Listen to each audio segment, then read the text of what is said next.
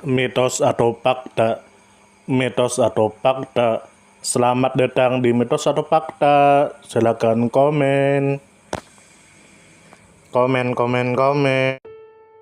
Mitos atau fakta? Kali ini kita akan membawakan sebuah cerita yang tersebar di tengah-tengah masyarakat. Yang mana silahkan Anda semua tebak apakah itu hanya mitos atau fakta yang pernah terjadi. Tentu kita semua tahu bahwa mitos itu adalah cerita yang dipercaya sebagai hasil imajinasi dan kebenarannya tidak dapat dibuktikan. Sedangkan fakta adalah suatu peristiwa atau keadaan yang benar-benar terjadi dan dapat dibuktikan. Fakta dapat diperoleh melalui pengamatan terhadap suatu objek atau peristiwa. Sekarang masuk ke video. Syekh Abdul Karim Al-Bantani. Tentu saja kemungkinan tidak asing di telinga kita terlebih bagi para orang-orang yang pernah mendengarnya. Lalu disebutkan menurut kabar yang beredar bahwa Syekh Abdul Karim Al-Bantani adalah seorang ulama besar Nusantara kelahiran Banten yang dikenal sebagai Khalifah Tarekat Qadiriyah wa Naqsyabandiyah (TQN) di Asia Tenggara dan Makkah Al-Mukarramah setelah wafatnya gurunya, Syekh Ahmad Khatib Sambas. Lalu disebutkan menurut kabar yang beredar bahwa ia lahir pada tahun 1840 Masehi di Desa Lempuyang, Kecamatan Tanara, Kabupaten Serang, Banten. Syekh Abdul Karim merupakan putra dari Ki Mas Tanda, seorang bangsawan keturunan Sultan Banten melalui jalur Pangeran Sunyararas bin Sultan Maulana Hasanuddin, Sultan pertama Banten.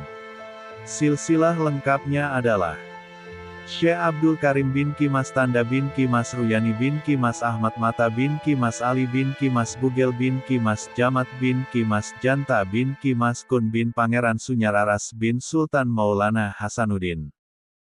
Lalu disebutkan menurut kabar yang beredar bahwa Syekh Abdul Karim menimba ilmu agama dan tarekat langsung dari Syekh Ahmad Khatib Sambas di Makkah, pusat ilmu Islam dunia pada masa itu. Sebelum wafatnya sang guru, beliau telah diberi amanah untuk menyebarkan dan mengajarkan tarekat Qadiriyah wa Naqsyabandiyah di wilayah Asia Tenggara. Beliau sempat tinggal dan mengajar di Singapura selama beberapa tahun. Lalu disebutkan menurut kabar yang beredar bahwa pada tahun 1872, Syekh Abdul Karim pulang ke tanah kelahirannya di Banten dan menetap di Lempuyang selama kurang lebih 4 tahun. Setelah wafatnya gurunya pada tahun 1875, sebagian riwayat menyebut 1875 sampai 1876, beliau kembali ke Makkah dan menetap di Jabal Qubais untuk meneruskan kepemimpinan TQN sebagai khalifah tarekat tersebut. Lalu disebutkan menurut kabar yang beredar bahwa Syekh Abdul Karim dikenal sebagai waliullah yang memiliki berbagai karomah. Salah satu kisah masyhur adalah saat banjir besar melanda Sungai Cidurian dan menenggelamkan wilayah-wilayah seperti Cikande, Kresek, Gunung Kaler, Lempuyang, Tanara, dan Tersaba. Meski berada di kawasan terdampak banjir, beliau selamat tanpa cedera. Dikisahkan pula ketika beliau masih menimba ilmu di Makkah, setiap santri bergiliran mengambil air. Saat giliran beliau tiba, tempat air tersebut telah penuh meski beliau belum mengambilnya, sebuah isyarat akan keberkahan dan karomahnya. Beliau sangat dihormati, baik oleh para ulama maupun pejabat pemerintahan. Seorang pati bernama Haji Raden A. Prawira Negara dikenal sering mengunjungi beliau untuk meminta doa. Lalu disebutkan menurut kabar yang beredar bahwa Syekh Abdul Karim juga dikenal sebagai penggerak semangat jihad melawan penjajahan. Seruannya kepada murid-muridnya, baik di Makkah maupun di Banten, berperan dalam membakar semangat perlawanan. Peristiwa Geger Cilegon tahun 1888, salah satu pemberontakan besar terhadap penjajah Belanda di Banten, disebut-sebut banyak dimotori oleh murid-murid beliau, seperti Syekh Wasid.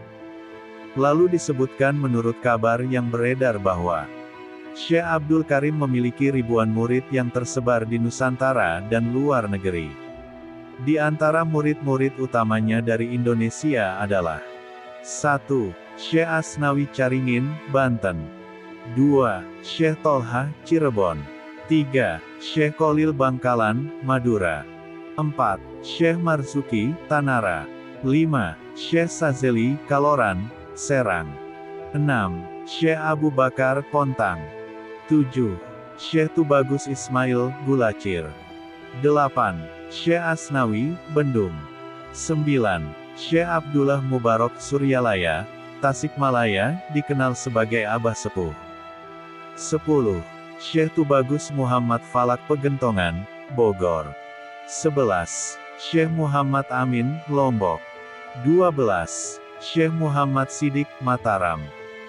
Jaringan dakwah dan tarekat beliau menyebar luas di Asia Tenggara, menjadikannya sebagai salah satu pilar penting penyebaran TQN dan ajaran tasawuf Sunni di dunia Melayu.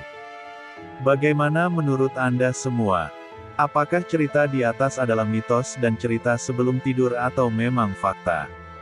Silahkan tulis di kolom komentar.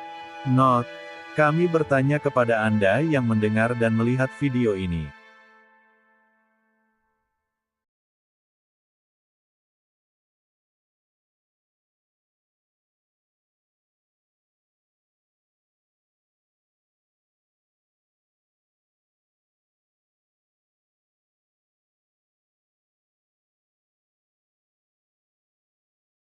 Bagaimana menurut Anda semua? Apakah itu mitos atau fakta? Jika mitos, silakan tulis di kolom komentar. Dan jika fakta, silakan tulis di kolom komentar. Karena kita tahu bahwasanya mitos itu adalah cerita yang dipercaya sebagai hasil imajinasi dan kebenarannya tidak dapat dibuktikan. Sedangkan fakta adalah suatu peristiwa atau keadaan yang benar-benar terjadi dan dapat dibuktikan. Nah, jadi bagaimana menurut Anda semua? Apakah ini mitos atau fakta? Silakan tulis di kolom komentar.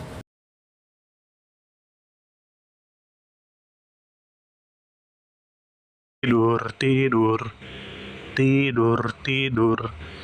Ayo kita tidur.